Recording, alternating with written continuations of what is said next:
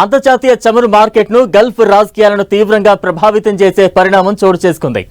దాదాపు 60 ఏళ్ల తర్వాత ఒపెక్ నుంచి బయటకు వచ్చేస్తున్నట్లు యునైటెడ్ అరబ్ ఎమిరేట్స్ ప్రకటించింది. ఈ పరిణామం అంతర్జాతీయంగా క్రూడ్ ఆయిల్ ధరలను పెంచుతుందా లేక తగ్గిస్తుందా? అసలే గల్ఫ్ వారితో ఇంధన సంక్షోభం నెలకొనగా కొత్తగా ఈ డెవలప్మెంట్ ఇటు దారితీయనుంది. అసలు ఈ పరిణామం భారత్పై ఎలాంటి ప్రభావం చూపనుంది?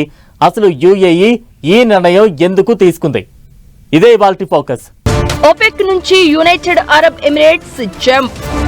60 ఏళ్ల తర్వాత ఒపెక్ కూటమి నుంచి యుఏఈ నిష్క్రమణ. చమురు వదులుతుందా? రేటు పెరుగుతుందా? ఉత్పత్తి పెంచడమే అరబ్ ఎమిరేట్స్ వ్యూహమా? United Arab Emirates plan work out అయ్యేదెంత? ఈ ప్రశ్నలే ఇప్పుడు వినిపిస్తున్నాయి. ముందైతే అసలు చమురు మార్కెట్లలో సంక్షోభం నెలకొని ఉంది. ఇలాంటి తరుణంలో ఒపెక్ నుంచి బయటకు రావాలనే యుఏఈ నిర్ణయం వల్ల రేట్లు పెరుగుతాయా అనే ఆందోళన రావడం సహజం. అలానే రేటు పడిపోతే తమ లాభాల పరిస్థితి ఏంటనే ప్రశ్న చమురు ఉత్పత్తి దేశాలది. ఈ క్రమంలోనే చమురు ఉత్పత్తుల్లో ధరల్లో గణనీయమైన మార్పులు వచ్చే అవకాశాలు కనపడుతున్నాయి. అయితే యుఏఈ నిర్ణయం మన దేశం పాలిట ఎలా పరిణమిస్తుంది?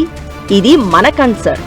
థింక్ గ్లోబల్లీ, యాక్ట్ లోకల్లీ అనే నానుడిలా ప్రపంచంలో ఏ డెవలప్మెంట్ చోటు చేసుకున్నా దాని ప్రభావం మనకి పాజిటివా నెగిటివా అనేది ఆలోచించాలి. లేదంటే ఇత్తడి మూకుడులో మెత్తటి పకోడీలా మారడం ఖాయం. అందులోనూ గల్ఫ్ వార్ టైం. ఈ సమయంలో మన దేశం అలర్ట్ గా లేకపోతే గ్యాస్, ఫ్యూయల్ కోసం తిప్పలు పడాల్సి రావచ్చు. Organisation of petroleum exporting countries నుంచి అసలు యుఏఈ ఎందుకు బయటికి రావాలనుకుంటోంది? ఈ ప్రశ్నకి సమాధానం సింపుల్. ఈ కూటమిలోని దేశాల మధ్య ఆధిపత్య పోరు. కొంతకాలంగా అబుదాబి, రియాద్ మధ్య చమురు ఉత్పత్తి విషయంలో విభేదాలు కొనసాగుతున్నాయి. ఒపెక్ కూటమిలో 3వ అతిపెద్ద ఉత్పత్తిదారుగా ఉన్న యుఏఈ తన ఉత్పత్తి సామర్థ్యాన్ని పూర్తి స్థాయిలో వినియోగించుకోవాలని భావిస్తోంది. అయితే సౌదీ అరేబియా నేతృత్వంలో ఒపెక్ విధించే ఉత్పత్తి కోతలు దీనికి అడ్డంకిగా మారాయి. ఎమిరేట్స్ తమ ఉత్పత్తిని నియంత్రించుకోవడానికి ఇష్టపడడం లేదు. డిమాండ్ ఉన్నప్పుడు ఎక్కువ ఉత్పత్తి చేసి ఆదాయం తెచ్చుకోవాలని ఎమిరేట్స్ వాదిస్తూ ఉంటే, సౌదీ మాత్రం డిమాండ్ పెంచాలంటే ప్రొడక్షన్ తగ్గించాలి అంటుంది. అయితే గల్ఫ్ వార్ నేపథ్యంలో ఈ తగాదా మరింత ముదిరింది. దీనికి తోడు ఇరాన్తో యుద్ధం నేపథ్యంలో గల్ఫ్ దేశాలపై జరుగుతున్న దాడుల విషయంలోనూ యుఏఈ ఒంటరిదైంది.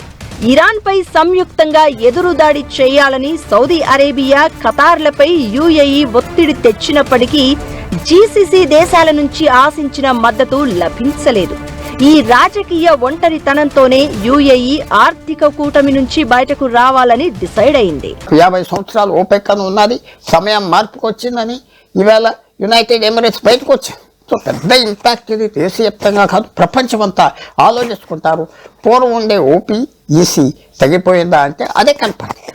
దాంతోపాటు 1973 నుంచి ఒక 20-30 సంవత్సరాలు 10 దేశాలే ఆయిల్ మార్కెట్ని డామినేట్ చేసింది. దాంట్లో అరబ్ దేశాలే 90% ఉన్నారు.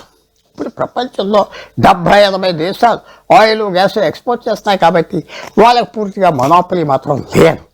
ఎన్నో ఆలోచనలు ఎమిరేట్స్ చేస్తుంటుంది. వీళ్ళ నుంచి దూరంగా ఉండటం బెటరు. కొత్త స్నేహాలు చేసుకోవాలా? కొత్త వాళ్ళు ఎవరు?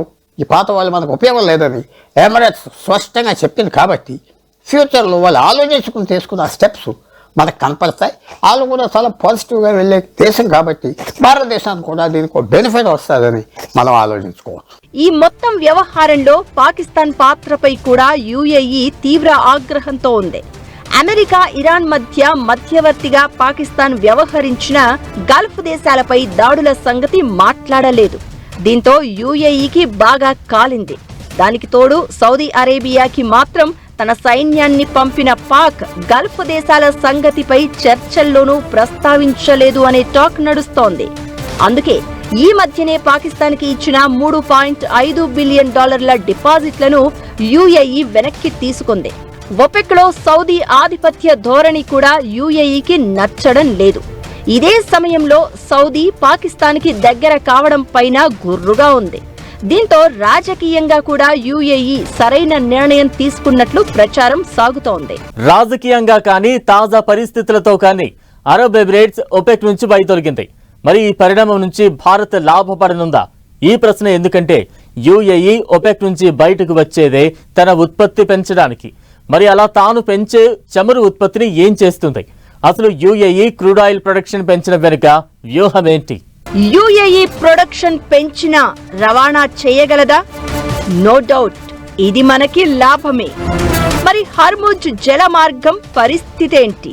ఒపెక్ చరిత్ర చూస్తే Iran, Iraq, Kuwait, Saudi Arabia, వెనుజువేలా కలిసి 1960లో ఓ గ్రూపుగా ఏర్పాటై ఈ సంస్థను ఏర్పాటు చేసుకున్నాయి.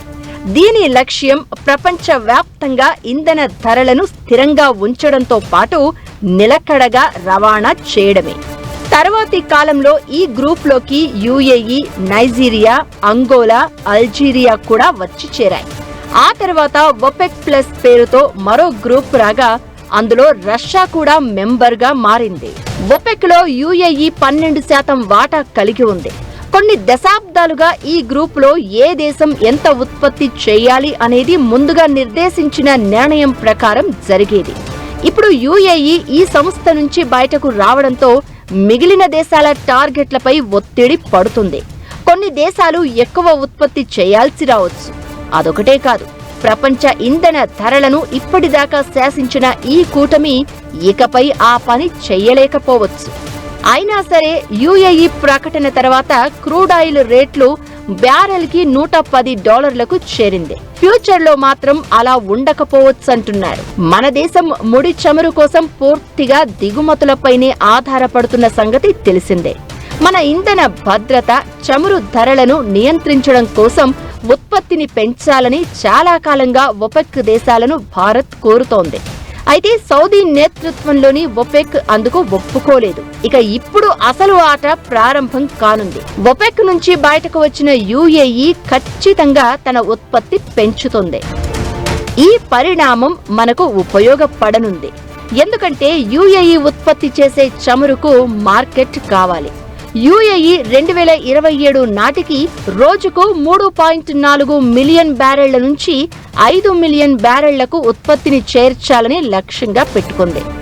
మన దేశం ఏప్రిల్ నెలలో రోజుకు 6,20,000 బ్యారెళ్ల క్రూడ్ ఆయిల్ యుఏఈ నుంచి దిగుమతి చేసుకుంది. ఈ రెండు సమీకరణాలను కలిపితే భారత్కి యుఏఈ సరఫరా పెంచడం ఖాయమని అర్థమవుతోంది. అలానే అరబ్ ఎమిరేట్స్ పెంచే ఉత్పత్తితో ప్రపంచ ఇంధన మార్కెట్లలో క్రూడ్ ఆయిల్ రేట్లు తగ్గే అవకాశాలు ఉన్నాయి. దాంతో క్రూడ్ ఆయిల్ దిగుమతి చేసుకునే భారత్ లాంటి దేశాలకు అది కలిసి వచ్చే అంశమే. అయితే ఇదంతా కూడా అంతా అనుకున్నట్లు జరిగినప్పుడు మాత్రమే సాధ్యపడుతుంది. గల్ఫ్ వార్లో యుఏఈ తీవ్రంగా నష్టపోయింది. ఇక్కడి ఎనర్జీ కేంద్రాలపై ఇరాన్ చేసిన దాడితో 9,22,000 బ్యారెళ్లను శుద్ధి చేసే రువైస్ రిఫైనరీ సహా ఫ్యూజైరాహ్ పోర్ట్, హబ్షాన్ గ్యాస్ ఫీల్డ్స్ కూడా ధ్వంసమయ్యాయి. దాంతో పాటే హర్ముజ్ జలసంధి కూడా మూసుకుపోవడంతో రవాణా ఆగిపోయింది. అందుకే ఇప్పుడు ఒపెక్ నుంచి యుఏఈ నిష్క్రమణతో క్రూడ్ ఆయిల్ బిల్ తగ్గే అవకాశం ఉన్నా రవాణా అయ్యే మార్గాలపైనే చర్చ జరుగుతోంది. హర్ముజ్ జల మార్గం నుంచి వెళ్లే నౌకల నుంచి $2 మిలియన్ టోల్ ఛార్జ్ డిమాండ్ చేస్తోంది. అందుకే వీటి నుంచి బైపాస్ చేసి యుఏఈతో సపరేట్ గా భారత్ పైప్ లైన్ల ద్వారా ఫ్యూజైరాహ్ పోర్ట్ నుంచి గల్ఫ్ ఆఫ్ ఒమన్ తీరం నుంచి రవాణా చేయించుకునే అవకాశం ఉంది. అయితే ఇదంతా జరగడానికి ఇంకా సమయం ఉంది.